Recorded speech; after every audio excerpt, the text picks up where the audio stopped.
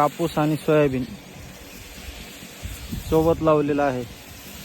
पहिल्यांदा आम्ही कापूस लावला, कापसाला 2 महिने झाल्यानंतर 1.5 महिना झाल्यानंतर सोयाबीन लावलं. मागची पेर असल्यामुळे नेमकंच फुल अवस्थेत सोयाबीन आहे आणि आता त्याला फवारणी घेत आहे.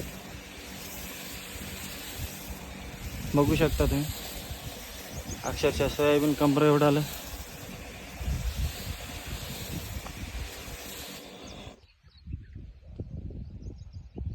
आणि कापूस बी व्यवस्थित आहे.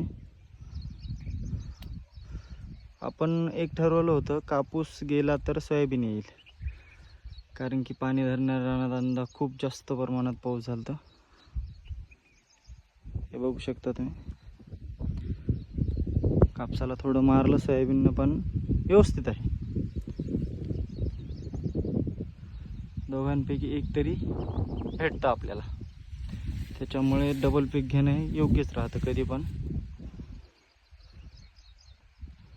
हे बघू शकता तुम्ही.